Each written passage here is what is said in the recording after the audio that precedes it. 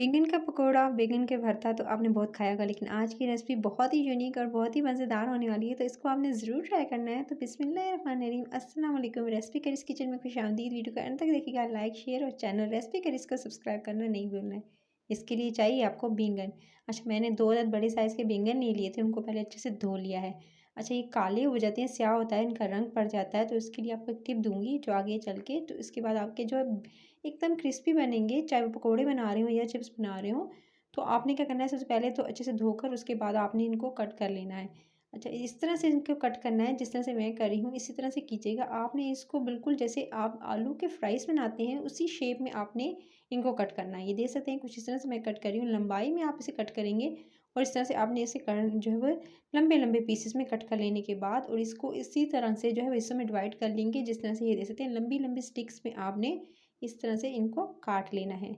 सो इस तरह से मैंने जो है दोनों के दोनों जो बैंगन थे उनको मैंने इसी तरह से पीसेस में काट लिया और लंबाई में ये देखते हैं फ्राइज़ की शेप में कुछ इस तरह से कट कर लिया है और इतनी इनकी मोटाई रखी है।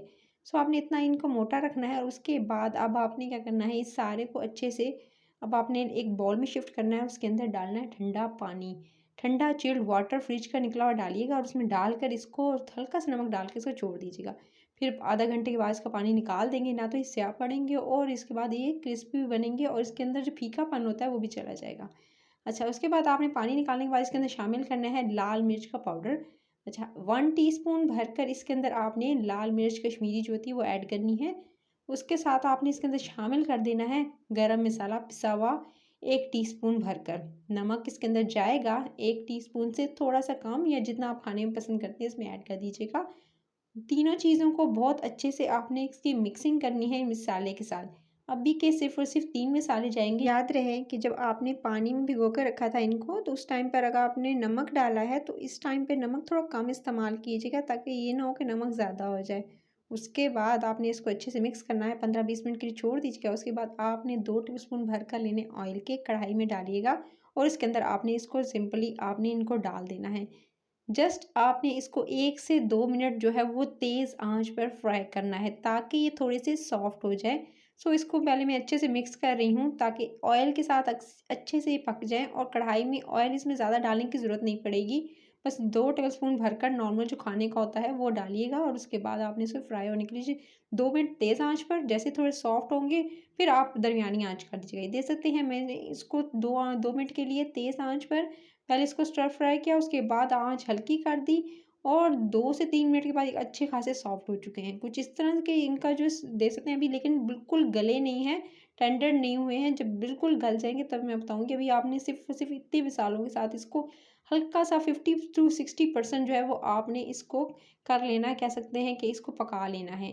तो इतना इनको सॉफ्ट कर लिया, उसके बाद आपने इसके अंदर शामिल कर लेना है। जब हल्के से सॉफ्ट हो जाएँगे तभी आपने इसके अंदर 1 अदद टमाटर लीजिएगा, उसको ब्लेंडर में डाल के ब्लेंड कीजिएगा। थोड़ा-सा पानी डाल के मैंने ब्लेंड कर लिया और इसके अंदर शामिल कर दिया। जैसे ही टमाटर शामिल करेंगे, टमाटर को ब्लेंड किया हुआ, आपने इसकी आँच जो है वो थोड़ी दरमियानी से थोड़ी-सी तेज़ कर देनी है। उसके बाद इसे कवर करके छोड़ देंगे ताकि आपके ये जो बैंगन है थोड़े सॉफ्ट हो जाएँ। देख सकते हैं अच्छे खासे ये सॉफ्ट हो चुके हैं। बस अब आपने क्या करना है, इसके अंदर शामिल करना है इस स्टेज पर अदरक लहसुन का पेस्ट 1 टीस्पून भरकर और इसके साथ बहुत अच्छे से आपने भुनाई करनी है। अगेन तेज़ आँच पे भुनाई करेंगे और उसके बाद आँच हल्की कर देंगे जब आप अदरक लहसुन का पेस्ट शामिल करेंगे।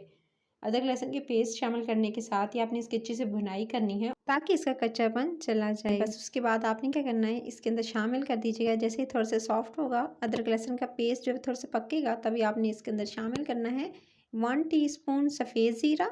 उसके साथ 1 teaspoon to half teaspoon आपने इसके अंदर हल्दी शामिल करनी है। यानी आपने हल्दी जो है वो छोटे चाय का चम्मच लीजिएगा, आधा चाय का चम्मच, और साथ में जो है सफ़ेद ज़ीरा भुना हुआ इसके अंदर शामिल किया है। बस दोनों चीज़ों के साथ अच्छे से इसकी भुनाई करेंगे। 1 से 2 मिनट भुनाई करने के बाद ये देख सकते हैं इतने ही मसाले जाएँगे, इतना मज़ेदार बनते हैं। ये फ़ेमस डिश है जिसको बहुत ज़्यादा पसंद किया जाता है। आप भरते से ज़्यादा इसका टेस्ट अच्छा पसंद करेंगे। अच्छा, इसके बाद आपने इसके अंदर लास्ट में बिल्कुल तेज़ आँच करके शामिल करना है इसके अंदर इमली का रस। इमली का गूदा ले लीजिएगा, उसमें थोड़ा-सा पानी डालकर आप उसको रख दीजिएगा। 15 से 20 मिनट के बाद आपने इसको छलनी में डालकर उसको गूदा अलग कर लेना और पानी अलग कर लीजिएगा। तो आधा कप जो है वो, आधा प्याली जो है वो इसके अंदर शामिल कर दीजिएगा और तेज़ आँच करके इसके जो इमली का पल्प है यानी जो पानी आपने शामिल किया है, वो इसको आपने ड्राई कर लेना है। इंस्टेंट सी ये मज़ेदार सी जो है वो रेसिपी रेडी हो जाएगी। बस आपने तेज़ आंच करके इसका पानी ड्राई होने देना है। ये देख सकते हैं बिल्कुल अच्छे से रेडी हो चुकी थी। लास्ट में बस आपने क्या करना है, इसके ऊपर डालना है धनिया और थोड़ा-सा जो हरा प्याज़ इसकी गार्निशिंग करेंगे। इसको आप चपाती के साथ भी खा सकते हैं, इवन कि आप इसे कांटे के साथ भी खा सकते हैं। इतने ज़बरदस्त मज़ेदार से चावलों के साथ भी इसे ट्राई कर सकते हैं। रेसिपी अच्छी लगे तो रेसिपी करी चैनल को सब्सक्राइब, वीडियो को लाइक और शेयर ज़रूर कर लीजिएगा। बस आपने एक ही काम करना है, बेल आइकन को प्रेस करना है, यानी जो घंटी का बटन है उसको दबा लेंगे तो नोटिफिकेशन मिलेगी। मज़े-मज़े की रेसिपीज़ को एंजॉय कर सकेंगे और सीख सकेंगे रमज़ान में, और इसके अलावा सर्दी में एंजॉय कर सकेंगे। Take care.